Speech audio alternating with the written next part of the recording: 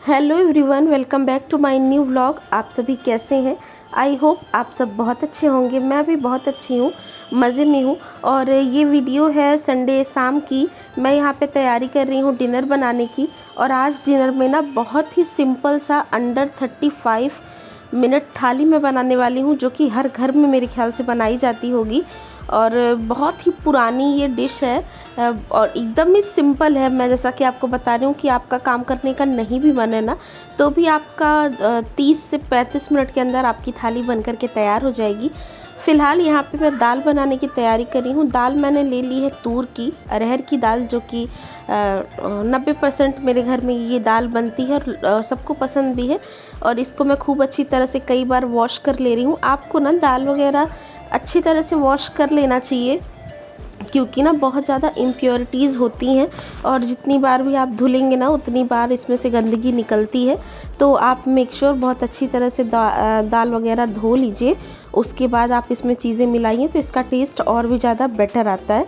तो यहाँ पे देख लीजिए, मैंने अपनी दाल आपके सामने ही 4 से 5 बार अच्छी तरह से धो ली है।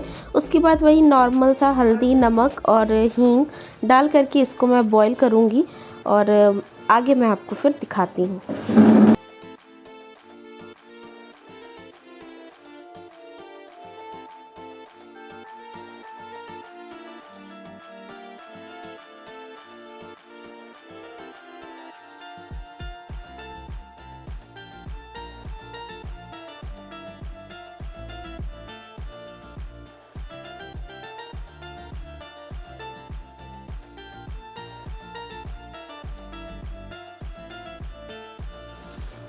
अच्छा, दाल में ना मैंने हींग वींग डाल करके चढ़ा दिया था बॉईल होने के लिए। फिर मुझे अचानक से याद आया कि मैं जो रेसिपी बनाने वाली हूँ उसके लिए हमें बॉयल आलू चाहिए। तो कुकर, क्योंकि अभी मेरे पास ये एक ही है जो वर्किंग है, बाकी एक 5 लीटर का कुकर है तो उसको मैं यूज़ नहीं करती हूँ। तो मैंने सोचा अभी इस दाल में ही मैं ये आलू डाल देती हूँ तो ये बॉयल हो जाएंगी। पहले मम्मियाँ ऐसे किया करती थी, मेरी मम्मी अक्सर ही, क्योंकि हम लोग को लंच में आलू की सब्ज़ी देनी होती थी ना, तो ऐसे दाल में आलू डाल देती थी ना। वो साइज़ में थोड़े छोटे होते थे, लेकिन मेरे वाले ये थोड़े बड़े बड़े से हैं। लेकिन इनको भी मैं मतलब दाल में ही डाल दूँगी ना, तो ये दाल के साथ पक जाएंगे। और यहाँ पे गोभी और मटर रखी हुई है, लेकिन आज ये हस्बैंड की फरमाइश पे बन रहा है। और ये है बिल्कुल ही देसी चोखा। और मैं वैसे ये ही बनाने वाली थी, ये गोभी मटर ही बनाने वाली थी, इसकी रस्से वाली सब्जी, चावल रोटी मैं यही बनाना चाह रही थी। लेकिन क्योंकि इसके पापा ने कहा कि उन्हें आज वो देसी वाला चोखा खाना है जो गांव में बनता है। वैसे तो ये ना भून करके अगर बनाया जाता है तो इसका टेस्ट बहुत अच्छा आता है, लेकिन यहाँ पे मैंने इसको भूना नहीं है, क्योंकि मैं भूनूँ कहाँ ही। तो इसको मैंने दाल में वापस से छील करके अच्छी तरह से धो करके डाल दिया है। तो जब तक हमारी दाल पकेगी तब तक हमारा आलू भी हो जाएगा। और आज यही बनने वाला है तूर की बहुत ही सिंपल वाली दाल और आलू का चोखा, रोटी और चावल। और ये मटर ना पिछली बाज़ार के थे, इसमें से थोड़े से ख़राब भी हो गए हैं, तो मैं अभी इनको भी छील के रख लूँगी, सुबह लंच वगैरह में काम आ जाएंगे। गोभी भी साफ़ कर दूँगी और ये बर्तन है इनको भी मैं फटाफट वॉश कर दूँगी, क्योंकि ये शाम का ही टाइम है। मुझे लग रहा है 6:30 बज रहा था। इसके पहले मैं थोड़ा सा मार्केट गई थी, कुछ सामान ले आना था मुझे, मतलब आरू के कॉपीज़ वगैरह कुछ ट्यूशन के ख़त्म थे, वो सब ले आने थे। और ये एक मिर्ची और नींबू ये भी साफ़ नहीं हुआ था, तो मैंने बोला है इसके पापा को कि वो मैच देख रहे थे ना, तो वो बैठे बैठे इसकी डंठल तोड़ देंगे, तो वो भी साफ़ होके रख जाएगी। यहाँ पे काला नमक मैं ले आई थी, लेकिन उसको मैंने खोला नहीं था। तो सैलेड वगैरह में जब भी डालना होता था तो वाइट सॉल्ट का ही यूज़ करना होता था सैलेड में, और रायते वगैरह में काला नमक ही अच्छा लगता है। तो देख लीजिए, दाल चढ़ाने के बाद यहाँ पे छोटे मोटे बहुत सारे काम मैंने निपटा दिए हैं। उसके बाद मैं अपने बर्तन वगैरह भी वॉश कर लूँगी, फिर मैं आगे आगे दिखाऊंगी कि मैं कैसे करूँगी। बहुत ही सिंपल सा खाना बनने वाला है। आरोग्य भी आ चुका है, आप लोगों से नमस्ते कर रहा है, और इसका दांत टूट चुका है ना, और इसको ना डर लग रहा था कहीं सीटी ना आ जाए, तो इसने बिना कहे ये गैस अपने आप कम कर दी है। अब ना इसको मैंने गैस कम करना और बंद करना सिखा दिया है। तो जैसे कहीं मैं बैठी भी रहती हूँ ना और गैस में सीटी वगैरह आती रहती है, तो मैं इसको बोल देती हूँ ना कि कम कर दो या गैस बंद कर दो, तो ये कर देता है। तो देखिए जब तक दाल पकेगी तब तक यहाँ पे बर्तन भी फटाफट से वॉश हो जाएंगे। और बस यही है, कभी कभी बहुत सिंपल सा खाना खाने का मन होता है ना, तो आज ऐसा ही कुछ मन था मेरे हस्बैंड का। उन्होंने कहा था कि बिल्कुल ही मसाले का आज यूज़ मत करना। एक्चुअली क्या हुआ था ना कि आज उनके पेट में ना गैस बहुत ज़्यादा बनी हुई थी। और सुबह सुबह, ये वीडियो एक्चुअली संडे की है, कल की भी संडे की नहीं है, सैटरडे नाइट की है। तो सैटरडे को ना मॉर्निंग में कुछ हैवी शायद बना था, सब्जी पूरी बनाई थी मैंने।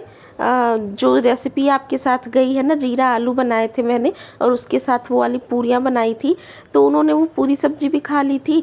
और उसके बाद फिर शाम में उनके किसी कलीग के साथ उन्होंने इनको कुछ डोसा वगैरह भी खिला ही दिया था शाम में, मतलब 3:30-4 बजे। तो आरोग्य के पापा का बहुत ही हल्का सा खाना खाने का मन था, और आरोग्य को तो दाल चाहिए ही थी, इसलिए मैंने सोचा चलो मैं यही बनाती हूँ। मैं तो आरोग्य के पापा मेरी हेल्प भी करा रहे हैं थोड़ा थोड़ा, जब इनके पास टाइम होता है ना तो ये मेरी पूरी हेल्प करते हैं, ऐसी बात नहीं है। मतलब कुछ ऐसे काम है ना जो ये बहुत आराम से और खुशी से कर देते हैं, जैसे धनिया साफ़ करना हुआ, मटर छीलना हुआ, और ये मिर्ची वगैरह की डंडियाँ तोड़नी हुई। तो इनको अगर दे दो ना तो ये फ़ोन, मोबाइल या वो टीवी देखते देखते ना ये सारे काम कर देते हैं। और यहाँ पे देख लीजिए दाल मेरी जब तक बन रही थी, बर्तन वगैरह मैंने वॉश कर लिए हैं। और यहाँ पे 2 ये मीडियम साइज़ के टमाटोज़ हैं, पक्के लाल टमाटर हैं ये, इनको मैं भून रही हूँ। इसका यूज़ हम अपने चोखे में करेंगे, कैसे करेंगे आगे मैं आपको दिखाती हूँ। और यहाँ पे देख लीजिए मिर्चियाँ ना इन्होंने बहुत अच्छी तरह से धो दी थी। और यहाँ पे अब इसको ना हम इसी तरह से, क्योंकि इसको धो दिया तो इस तरह से फ्रिज में अगर रखेंगे ना तो ये सड़ जाएंगी। तो इसलिए मैं इनको चिढ़ा भी रही थी कि आज काम भी कर रहे हो तो मैं रिकॉर्डिंग भी कर लूँ, क्योंकि अगर कोई ये समझता हो कि मैं सारा काम अकेले करती हूँ तो नहीं, उसको पता भी चल जाए कि तुम भी ये काम करते हो मेरे साथ। तो यहाँ पे मिर्ची आप मैं फ्रिज में रख दूँगी, मतलब उसको एक कपड़े पे मैंने डाल दिया है, वो सूख जाएंगी एक आधे घंटे में। उसके बाद उनको मैं फ्रिज में स्टोर कर दूंगी। और यहाँ पे एक बिग साइज़ की प्याज है, बहुत छोटी नहीं है, इसको मैं बिल्कुल छोटा छोटा सा कट कर रही हूँ। और आज के खाने में बिल्कुल ही मसाले वसाले का यूज़ नहीं होने वाला है, तो सबके लिए बहुत अच्छी है, पेट के लिए बहुत अच्छा और बहुत हेल्दी सा डिनर है। इसको देख लीजिए कैसे छोटा छोटा सा मैं कट कर रही हूँ, छोटा ही काटना है आपको, बहुत बड़ा नहीं करना है। चॉपिंग वगैरह, मतलब चॉपर वगैरह में आप मत इसको काटिएगा, हाथ से ही चाकू से ही चॉप करिएगा, तो इसका एक टेक्सचर होगा ना तो वो अच्छा आएगा। और उसके बाद आप अपने टेस्ट के अकॉर्डिंग इसमें मिर्चियाँ ले लीजिए। जैसा कि आपको पता है हम लोग थोड़ा तीखा ही खाना खाते हैं, तो मैंने ये अच्छी 3 मिर्चें ले ली हैं, इसको भी मैं कट कर दूंगी। और यहाँ पे टमाटर ना आपको अच्छी तरह से भून देना है, खूब अच्छी तरह से भूनना है, इसकी स्किन बाद में निकालेंगे हम। और आप चाहें तो इसको भूनने से पहले थोड़ा सा तेल भी लगा सकते हैं, लेकिन ऐसी कोई ज़रूरत नहीं है, अच्छी तरह से ऐसे भी इसकी स्किन निकल ही जाती है। और मिर्ची वगैरह काट लूँगी, उसके बाद मैं आपको दिखाती हूँ।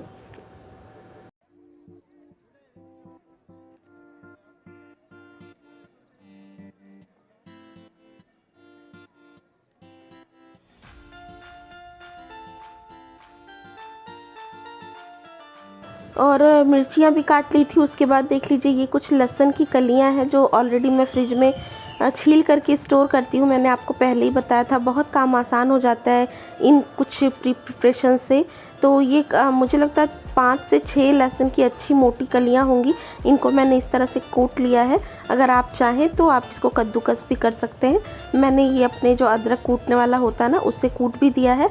और अब ये टमाटर है, इन टमाटरों को मैं निकाल ले रही हूँ जब तक ये थोड़े से ठंडे भी हो गए हैं। और देखिए कितनी आसानी से इसका छिलका उतर जाता है ना, इस तरह से आपको इसका छिलका उतार देना है। और उसके बाद इसको हम यूज़ करने वाले हैं।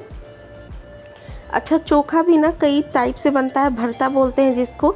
ये बैगन वैगन मैं इसमें नहीं यूज़ कर रही हूँ, बिल्कुल सिंपल वाला ही है, सिर्फ आलू का ये बनेगा। और ये ना भून के भी बनाया जाता है, मैं कभी वो भी आपके साथ शेयर करूँगी। और ये ना बिल्कुल इसमें क्योंकि कोई फ्राइंग वगैरह होती नहीं है तो बहुत ही टेस्टी लगता है। इस तरह से आप टमाटर ना छीलने के बाद थोड़े थोड़े से काट देंगे तो ये अंदर से ठंडे हो जाएंगे, क्योंकि अभी ये भून के गैस से तुरंत आए हैं ना, तो ये थोड़ा सा गरम गरम से ही है। और इनको आप इस तरह से काट दीजिए, थोड़ा सा ये ठंडा हो जाएगा। उसके ऊपर ये जो चीज़ें हमने काट करके रखी थी ना, अपना प्याज, मिर्ची और लहसुन, ये भी इसके ऊपर ही हम डाल देंगे। और उसके बाद दाल से हम अपना आलू भी निकालेंगे। देख लीजिए दाल हमारी बिल्कुल अच्छी तरह से पक गई है और इसमें हमारे आलू भी पक गए हैं।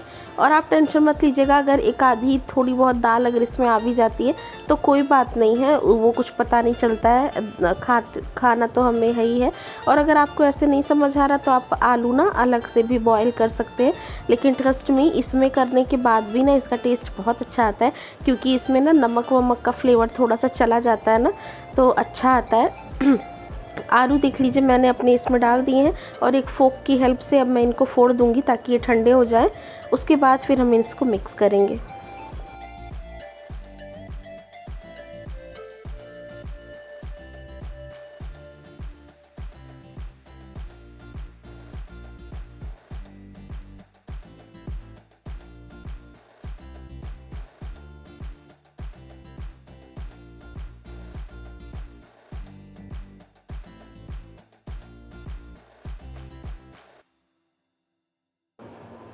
सारे आलूओं को मैंने देखिए फोड़ लिया है, और क्योंकि अभी गर्म है तो इसको हम छू नहीं सकते हाथ से, तो थोड़ा थोड़ा फोक की हेल्प से ही मैं इसको मिक्स कर रही हूँ। और ये मिर्चियाँ गिरी थी तो आप ये मत सोचिएगा गंदा है, काउंटर टॉप वगैरह मैं हमेशा क्लीन ही रखती हूँ। तो इसको फिर मैंने देख लीजिए टमाटर भी हैं, आपको ना ये आप स्पून वगैरह से नहीं कर पाएंगे, आपको हाथ का यूज़ करना ही पड़ेगा।